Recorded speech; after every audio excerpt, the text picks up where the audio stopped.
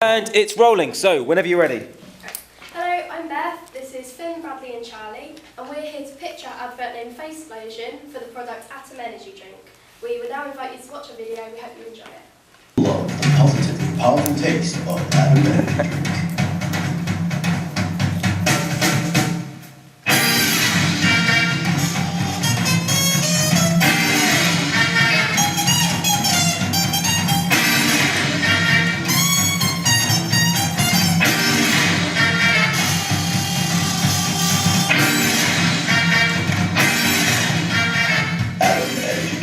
Notoriously nuclear.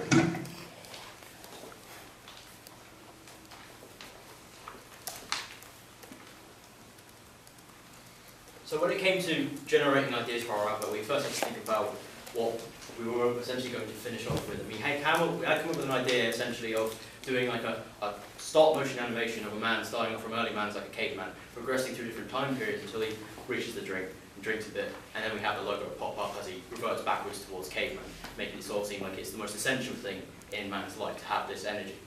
But then we realised that the idea, while good, probably wasn't possible given our time span. But we also had to figure out what our USP, our style, and our target audience was. And our USP for it is that we try to prioritise the flavour over the energy, which is a bit odd considering it is an energy drink. But the reason we chose that is because, as you can see from the advert, pretty much anyone's face on there is pretty much a very energetic, very sort of happy sort of face.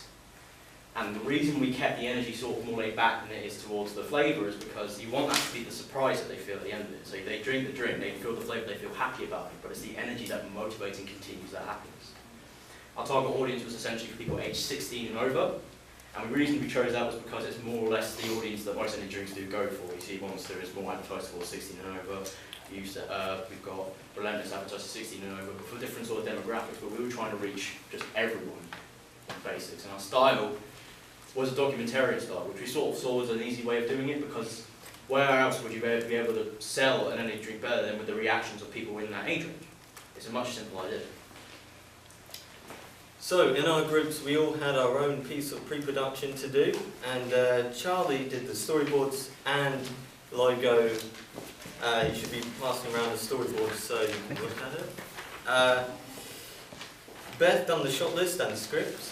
Finn done the risk assessment, the time schedule and the budget, and I done the location reconnaissance and the casting list and the mood boards, which I do have a couple handouts for you. Pass them around.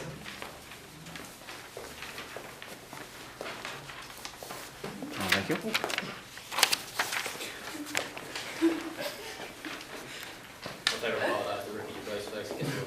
I like the old woman at the bottom. Yeah.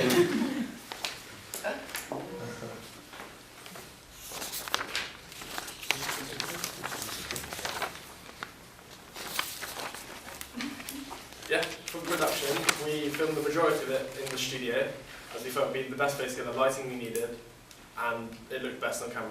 We filmed in front of a white screen with a single camera and 3 lights, 2 filler and 1 key light.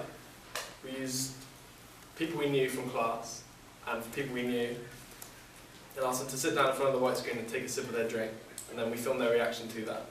We filmed the section on the Wednesday, and on the Monday we filmed Beth's, Iris and Charlie's voice for the voiceover, which was recorded on a handheld recorder. Okay. In my edit that you've just seen, I used the music Hey Pachico, as I felt it was upbeat and fun, and this added energy and vibrance into the advert. I felt these were important qualities to capture, as the idea we wanted to connote to the audience that this product will give the consumer energy and brighten up their day. We agreed that witnessing people's reactions, and positive and comical reactions to the drink, encourages the audience to feel positively about the product. We used voiceovers to introduce a documentary form and also promote the product. We felt the documentary form and realistic but comedic style suits the advert, as a simple concept allows the focus to rest on the product and the reactions. The plain white background and repeated shot height also draws attention just to the reactions.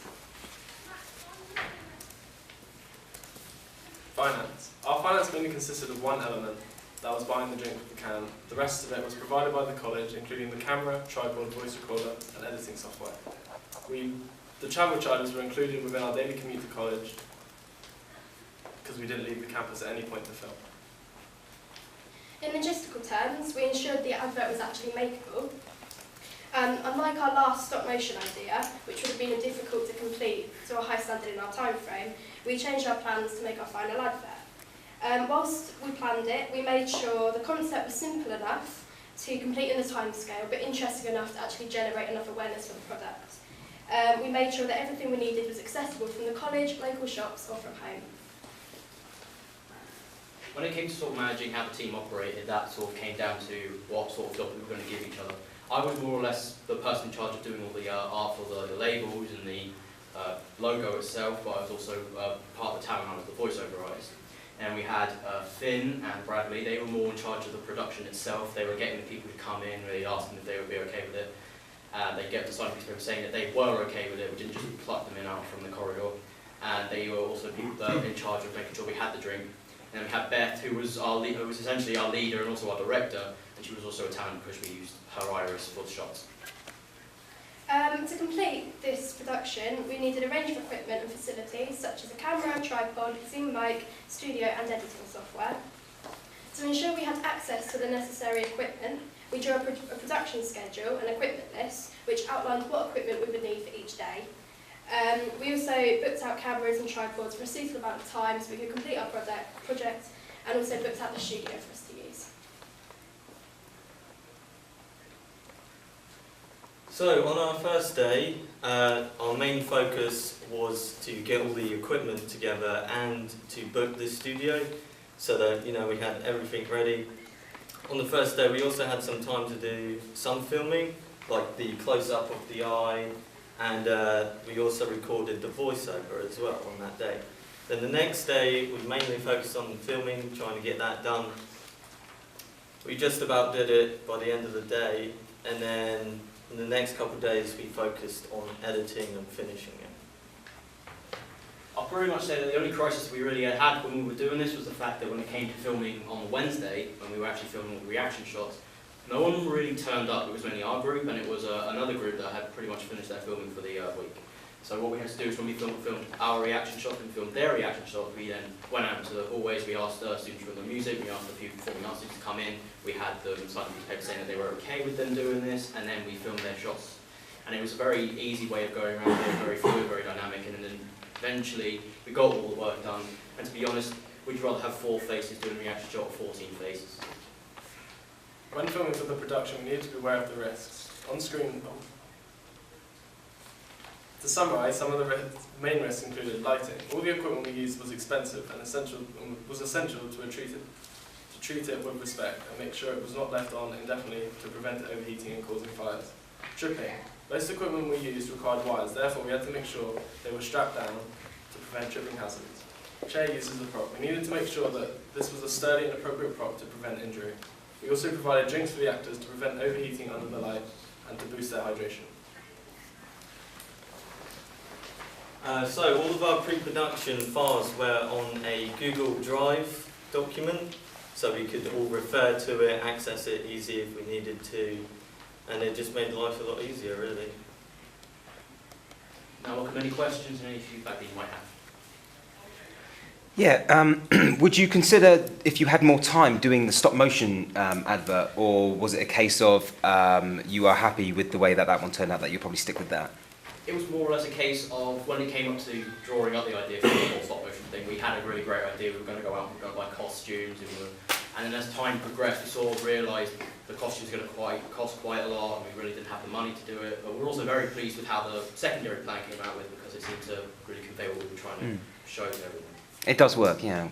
Not gonna lie, when I instantly heard it was just gonna be a reaction thing, I wasn't too thrilled about the idea, but actually with the music and the voiceover, it does actually work quite well, so well done everyone for getting that done. Anyone else?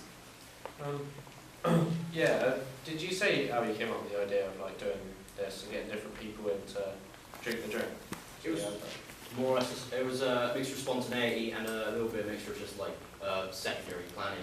We had come up with the first idea, but the second idea we hadn't really put a lot of thought into. It was more or less that we had the idea, we put that on the back burner, more or less focused on the first idea, and when we realised that wouldn't work, we then went for the second one. Oh, okay.